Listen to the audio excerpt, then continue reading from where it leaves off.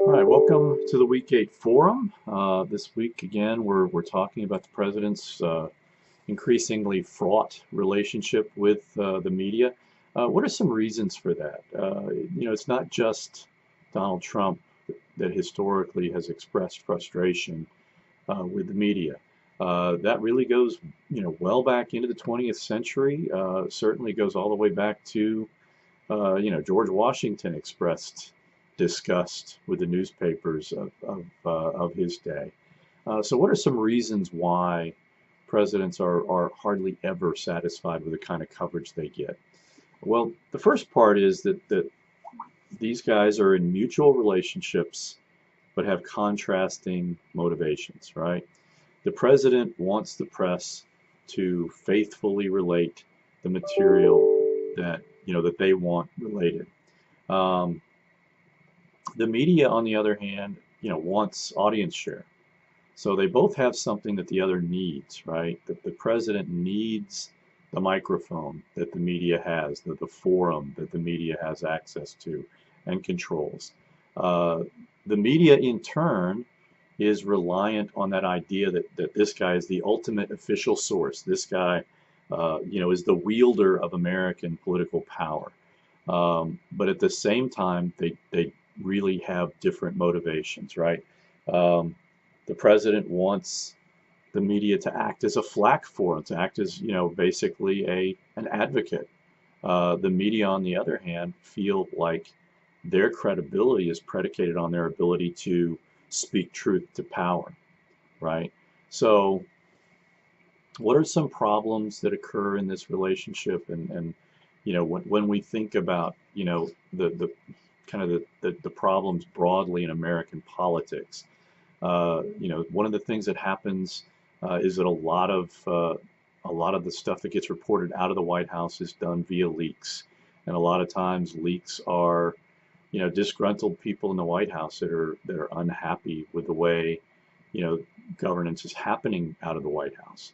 Another reality is that the press is inevitably drawn to stories that maximize their audience share, and so consequently they focus on conflict. And that tends to create a degree of superficiality. In a lot of instances, I think the media kind of play to the lowest common denominator when they're reporting on politics, and that's not good for our public discourse. And then there's the question of bias. Now,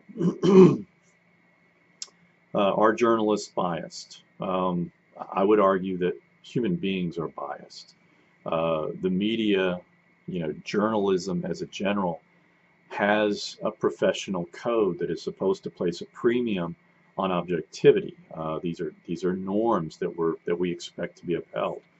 But like a lot of things in American politics, those norms have been eroding in recent years. And in fact, what you've seen is a resurgence of partisan media. That there was a time in the early 19th century when the media was, they were basically organs of whatever economic or political interests that were sponsoring them. So increasingly, and this really kind of began with the emergence of Fox News, but you're also seeing it now with MSNBC, where the evening programming is pretty expressly ideologically biased in nature. Now, does that mean that everything that comes out of even the mainstream media, the papers of record and things like that, that there is this built-in bias? I'm not persuaded that that's the case. I think the media has what I call a majoritarian bias.